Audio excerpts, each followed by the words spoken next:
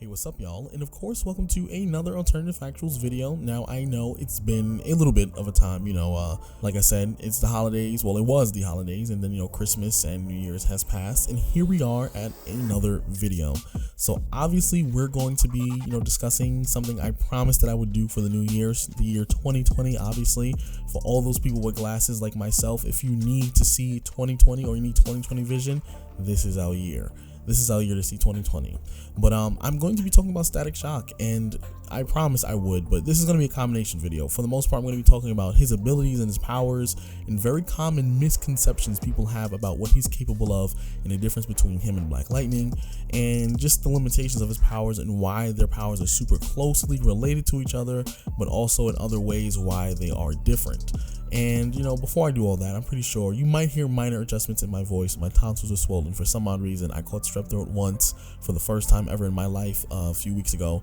Then my tonsils have not gone down despite the fact that the strep throat is gone. So forgive me if I sound a little weird. It's probably just a little slight right now. But since I did the regular introduction, before I dive into all that hot, juicy deliciousness, please be sure to like, share, and of course subscribe. Leave your comments down below. Let me know what you're thinking. Let me know what you're feeling. And without further ado, let's kind of just dive into today's video. Okay, so let's kind of just get this out the way first of all. Now, Static Shock, ever since I guess the original show way back in 2006, it might have been a little earlier, maybe a little later, don't call me on that date, he has been one of the most, possibly the most popular character when it comes to black teenage characters in DC Comics, especially because the show really put him on the map. And originally he was a character in the creation of Milestone Comics, which was actually founded by Dwayne McDuffie. He was a legend in a lot of ways because of the characters he made, as well as the influence he had, and as well as his opinion about having different types of characters, black, Hispanic, gay, straight, whatever. He wanted there to be a wide array of characters and superheroes, so that way everyone can have a hero they can look up to and relate to. So rest in peace, Dwayne McDuffie, the OG, the legend. He did this. He brought you Static. But we actually got the first appearance of Static in Static #1 in June 1993, the year I was born, in the modern age of comic books. Now, if you remember, basically Virgil is a part of the group of subspecies, as we all already know as, metahumans, or, people who have abilities in the DC universe. Now, for the most part, he was an African-American teenager, and he was a key character in Milestone Comics, and he pretty much was independently imprinted into DC Comics with a greater representation of minority heroes, like I said, like Black Lightning, all these other characters. He was crucial to the creation of this whole universe. But basically, for the most part, in the Dakotaverse, you have, Virgil, or Static Shock. He was doused with an experimental chemical that took place in the gang war, and it was caught up in high school. And basically, he gained abilities of, a variety of electromagnetic powers, and basically became the Static Shock hero that we know him as today. Now, if you've seen the TV show, they basically call it, Bang Babies. Even in I think in the comics, they call them Bang Babies. Basically, that was the event in which a lot of these powers for a lot of those teenagers actually started to manifest in a lot of ways because of the powder. But I'm not going to get into his publication history. I'm not going to do that because it's a little sticky. Now, basically, Static's powers allow him to control electromagnetic phenomena. In particular, it does allow him to manipulate both electrical and magnetic energy, and Static's powers are best described as a superconductor electromagnetism. So basically, if for those of you who don't know, superconductivity is a set of physical properties observed in certain material, whereas electrical resistance vanishes from a magnetic flux and are expelled, basically. So think of it as a magnet levitating above a high temperature superconductor cooled with liquid nitrogen, and persisting electrical current flows on the surface of the conductor, acting to exclude the magnetic field from the magnet. Basically, it's causing the magnet to give off this kind of energy, which allows it to levitate. And electromagnetism, I'm pretty sure a lot of you can know, is a branch of physics involving the study of electromagnetic forces, a type of physical interaction that occurs between two electrically charged particles, and basically that's kind of the reason why we even have magnets in the first place. Now, I got the little miniature science lesson out the way, and obviously that's online. You can read all that, because I definitely did, because there's no way I would memorize that. Now, due to the nature of his powers, Static's primary weakness are insulators, as his powers have little to no effect on them, as shown in his battle with Rubber Band Man, someone who has a power of basically a rubber band and can absorb the electricity, because basically it's grounding his electricity. Now, Wood seems to be one of those situations as well, where he has difficulty kind of, manipulating it, obviously, and because it cannot really be electromagnetically manipulated, levitated, or damaged, so it's a little So basically his powers, he doesn't discharge electricity, he basically kind of like manipulates bioelectric energy within himself and other people and around him, so it's a little different. So that's why I'm saying his power is a little weird. Alright, so I want to get to the juicy part. Now, as you already know, Static and Black Lightning do discuss their abilities while facing, I forgot, what was it, The Brave and the Bold in volume 3, number 24. They were discussing their powers and how they're extremely similar in a lot of ways. And the reason why people, I think, often confuse their powers or feel like one is more powerful than the other is because their powers, I can even admit, are extremely similar. They might as well be the exact same thing in reality. But like I said, I think because of the nature of Static Shock's powers, for the most part, there is a huge difference in terms of how they, choose to expel their abilities. So you already know that Black Lightning, he can, not only generate, I mean like the comic book Black Lightning, he can generate, manipulate energy, anything across the electromagnetic spectrum, which includes a wide array of different forms of energy, as well as, being able to do what what Static Shock does. And also what makes it interesting is the simple fact that he himself can turn into living energy himself. And obviously he has the mystical aspect of himself where he can do this whole Black Lightning thing. So you have that. Now, what makes them two different beings entirely when it comes to their powers is the fact that, yes, like I said, Static's abilities are more like a superconductor, where his body is kind of expelling energy, which allows him to manipulate, anything that can be, affected by, electromagnetism, and can be kind of manipulated by a conductor in a way.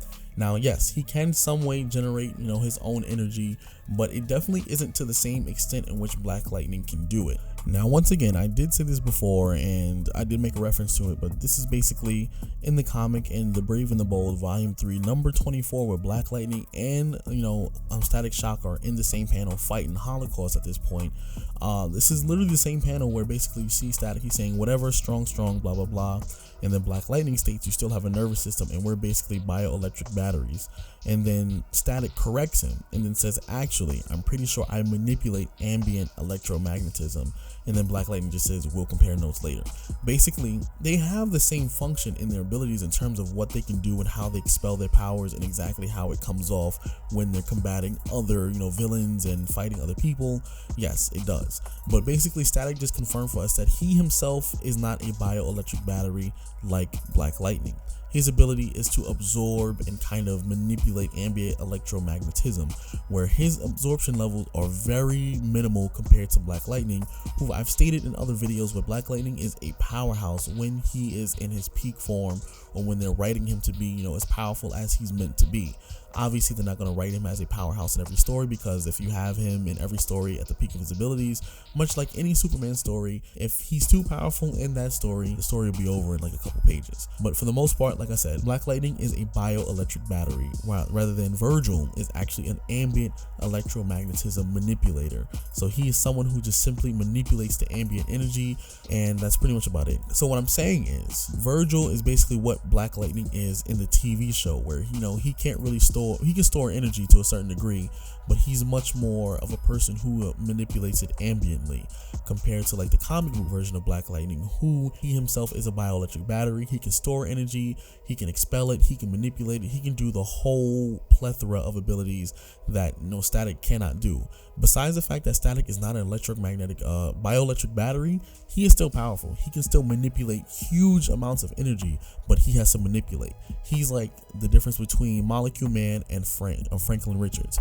Molecule Man can manipulate matter. Franklin Richards can expel and actually create matter out of nothing. So manipulator and someone who can create bioelectric. So that's what I mean. Those are the two differences between their powers. Now, before I actually completely sign off of the video, and for the most part, you know, kind of dive into my little theories about the whole CW situation with Static Shock and the whole Black Lightning thing, I do think it is extremely possible for us to see Static Shock to pop up at some point in the Black Lightning TV show. They're introducing a lot of different characters. Like I said, from the beginning, they started introducing characters from, you know, basically from the Brave and the Bold comics. And also they started introducing people who were a part of the whole Outsiders team when it came to Black Lightning. Because remember, a lot of Black Lightning's feats are from the Outsiders comics. So for the most part, you do see a lot of Outsider references. You do see a lot of Outsider comics references when it comes to characters and abilities and what they're capable of. And even, you know, to some degree, the ASA. A lot of this stuff is very, very common to the Outsiders comics. So of course we're going to see this, especially because Black Lightning has had interactions with Static Shock, obviously. And then it would be actually super dope. Imagine them having a character besides his daughters who, you know, in themselves in the TV show are far too powerful, in my opinion. Way more powerful than he is, but let's not get into that discussion because I've already discussed that several hundred times. But imagine them having someone who isn't a part of his family, who has abilities very much similar to his, and then him having to chaperone him and basically teach him how to come into his abilities properly after all the years of experience that Black Lightning's had. And then basically there's a possibility that he could be a student at Garfield for a short amount of time, and then him knowing that he has those powers but he can't tell the other students, and then some students may see it as him playing favoritism. There's definitely a storyline and a plot that they can tell during that season if they decide to do that when it comes to Static Shock. But I think the CW would be stupid to miss an opportunity to introduce Static Shock into the Black Lightning universe or Arrowverse, and then after that kind of do a spin-off show with just Static, and then obviously them two can cross over whenever they want to. The show would have a very similar tone, which I enjoy. Black Lightning is very relatable for someone like myself, which is why obviously his character was created in the first place. But for the most part, very relatable, and I would actually really enjoy a Static Shock video, because right now we're watching the story from Jefferson Pierce's kind of point of view, and he's already been at his prime. He's already been a superhero for however many years, and you know, even though he came out of retirement, it would be dope to see someone who is coming into the superhero genre of, you know, being that person for Garfield or being another hero. So that would be super dope. I would like to see that, you know, someone coming into their shoes. But you let me know what you're feeling about this, and let me know what you think about, you know, the difference between their abilities. And, you know, I try to explain it as best as possible because there is some confusion about their abilities simply because they're so closely related. But if you're new to the channel, please be sure to like, share, and of course subscribe. Leave your comments down below. Let me know what you're thinking and let me know what you're feeling. And I hope to see you later on. Peace out.